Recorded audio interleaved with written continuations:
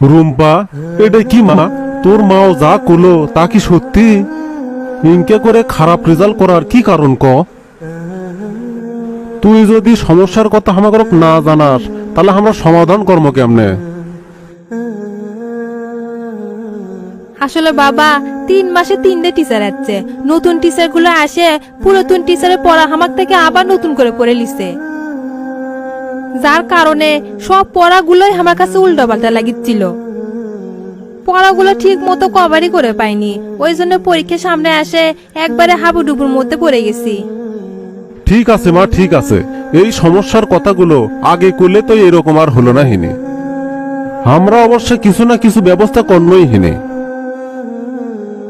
বাবা রায়হান, কালকেই তুমি ওর জন্য একটা ভালো টিচারের ব্যবস্থা করবে। আর পরীক্ষার আগ পর্যন্ত টিচার যেন বদনাম না লাগে সেরকম একটা দেখে শুনে টিচার আনো বাবা।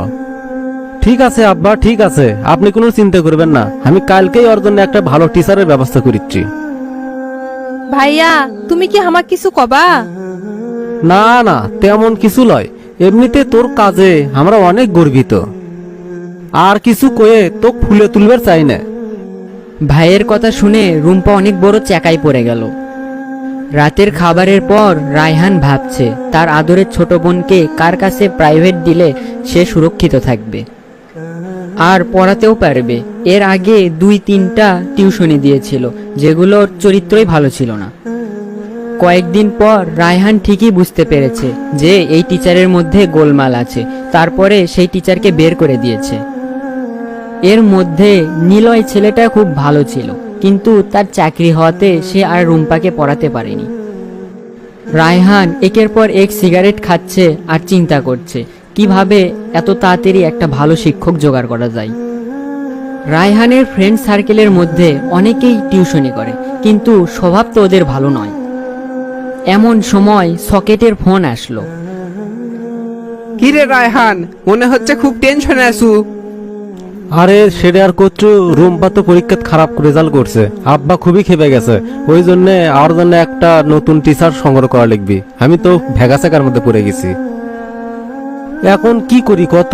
আমি তো খুবই ঝামেলাত পড়ে গেল। আরে পাগলা, এই সামান্য বিষয় নিয়ে তুই টেনশন করিচ্ছু। কালকে দেখমুনি, কালকে সব ক্লিয়ার হয়ে যাবি। এখন ঘুম আসেক। সকেট হলে মন্দ হলো না হেনে, কিন্তু সকেট কি রাজি হবি? ওর তো কোনো কিছুর অভাব নাই। ওই কি জন্য রুম্পাক পড়াবি, এটা তো আমার মাথার মধ্যে আসিচ্ছে না। কিভাবে যে কই ধূর তারিখের, কালকে দেখমো হেনি। মানলে মানবি, না মানলে অন্য খান্তি দেখমো। এখন রাত মেলা হচ্ছে, এখন ঘুম আসি। পরের দিন রায়হান আর সকেট দুইজনে একসাথে বসে চা খাচ্ছে একটা নির্দিষ্ট জায়গায়। তারা বেশিরভাগ সময়ে এই জায়গাতেই আড্ডা দেয়। হঠাৎ রায়হান সকেটকে বলল, কিরে রায়হান, কিছু ভাবলু? কাক তোর বোনের জন্য মাস্টার বানাবো?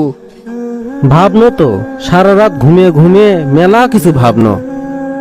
হে হে হে, মানুষ ভাবে জায়গা থেকে, আর তুই ঘুম পাড়তে পাড়তে ভাবিস।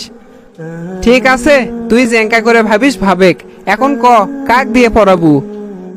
তুই ছাড়া আমার আর কে আছে ক? আমি কাক দিয়ে পড়াবের চামো? কে রে, এটা তুই কি কোস? হামাক ছাড়া কাক দিয়ে পড়াবো মানে? কি যা তা কোস? হামাক দিয়ে পড়াবো? আমি ছাড়া আর মানুষ নাই? তুই জানিস নে, আমি কি আগে কোনোদিন কাকু পড়াছি তাই যে? আর রুম্পা মাঝে মধ্যে এমন কাম করে, আমার তো মাথাত রাগ উঠে যায়। পড়াবের ধরে যদি রাগ সামলাবে না পাই, তখন যে আমি কি করে ফেলে দিমু নিজেও জানি না। আমার রাগ সম্পর্কে তো তোর মেলা আইডিয়া আছে। সেই জন্যই তো তোর কথা করছি। রুম্পা তোক দেখে খুবই ভয় পায়। তোর ভয়ে এমনিতেই পড়া তাড়াতাড়ি কমপ্লিট করবি, তোক বাড়ির থেকে ভাগানোর জন্য। পড়াবের অবশ্যই আমি পান্নহীনে, কিন্তু যে কোনো সময় আমার চাকরির লিডার চলে আসবি, তখন আবার বিশাল ঝামেলা হয়ে যাবি। ওই জন্য তুই কি পড়াবের করছি? ওর পরীক্ষার অবশ্যই বেশি দিন বাকি নেই। দেখ বন্ধু, এত কম সময়ে কোনো মাস্টারের ক্ষমতা নেই ওর সিলেবাস কমপ্লিট করে দিবি। একমাত্র তুই পারবো। তুই এক কাম কর, রনিক ক। রনি তো এর আগে মেলা জনক পড়াছে। কি করছ তুই? তুই রনির স্বভাব জানিস না? ওর কাছে আমার মনে পড়াবে দেবো?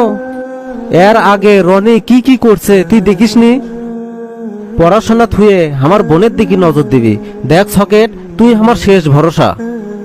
তুইও কি তাহলে আমাকে নিরাশ করবো? আচ্ছা লে, কি আর কমু, আমি কিন্তু বেশি পড়াবের পারমু না, খালি সিলেবাস গুলো ঠিক করে দিমু। ওহ সকেট, তুই আমাক কত বড় সমস্যার থেকে সমাধান করে দিলু, তুই কি সেটা জানিস? তোর সমস্যা দূর হলো, আমার সমস্যা শুরু হলো। তুই কি জানিস তোর বোন আমাক হিটলার মনে করে?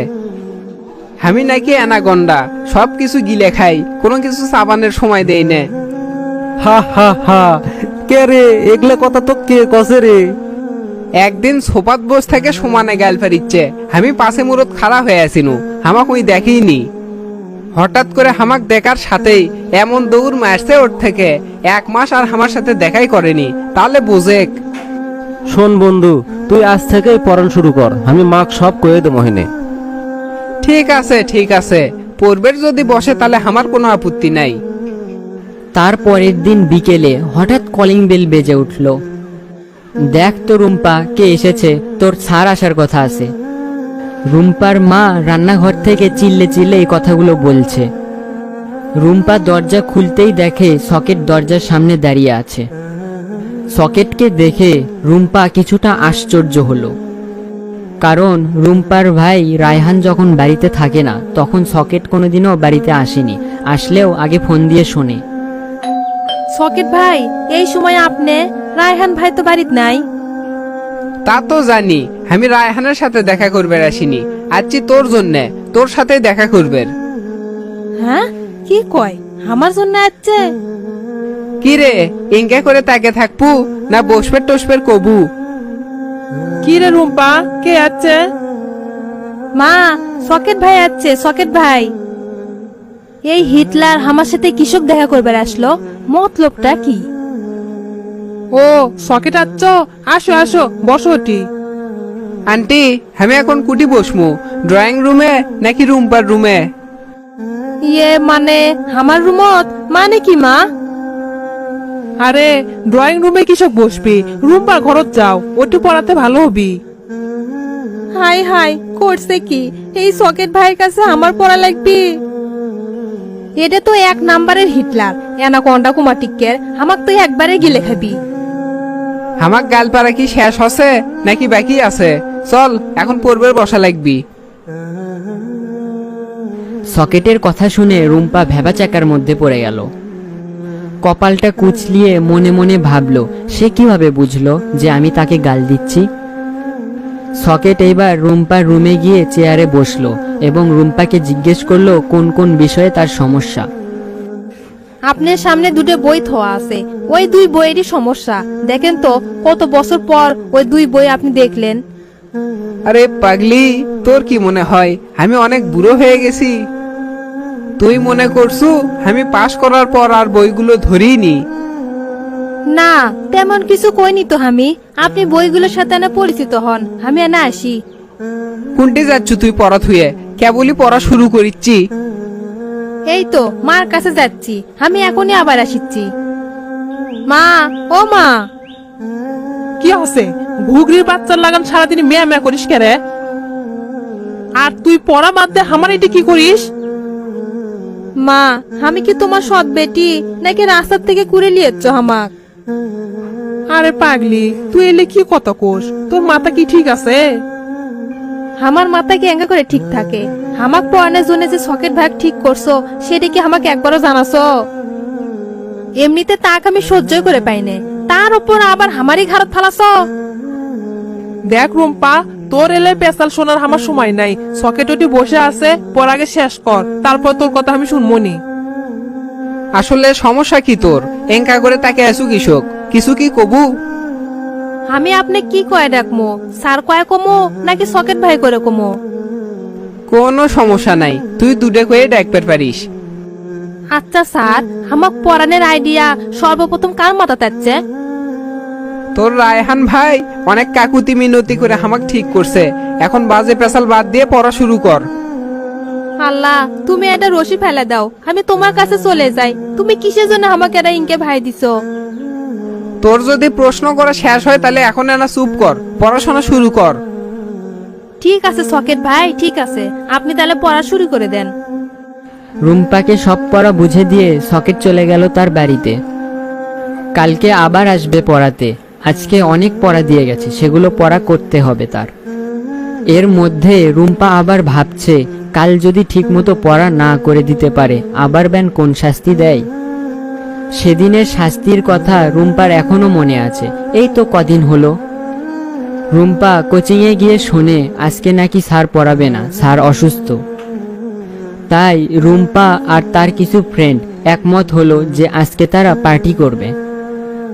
রুম্পার সাথে নীলাও ছিল আর 3জন ছেলে ফ্রেন্ড। ওই ছেলেগুলো রুম্পার ক্লাসেই পড়তো, তারা ওই এলাকাতেই থাকতো। রুম্পা আর তার কিছু ফ্রেন্ড রাস্তার পাশে ফুচকার দোকানে ফুচকা খাচ্ছিল আর ক্লাসের কিছু বিষয় নিয়ে হাসাহাসি করছিল। আর এরই মধ্যে সকেট বাইক নিয়ে যাচ্ছিল, তখন দেখে রাস্তার ধারে রুম্পা ফুচকা খাচ্ছে। সাথে সাথে সে বাইক থামায়। বাইক থেকে নেমে রুম্পার কাছে গিয়ে বলে, এই রুম্পা, তুই এখানে কি করিস? তোর না এখন কোচিংয়ে থাকার কথা? না মানে ভাই, আজকে স্যার অসুস্থ, ওই জন্য কোচিংটা বন্ধ।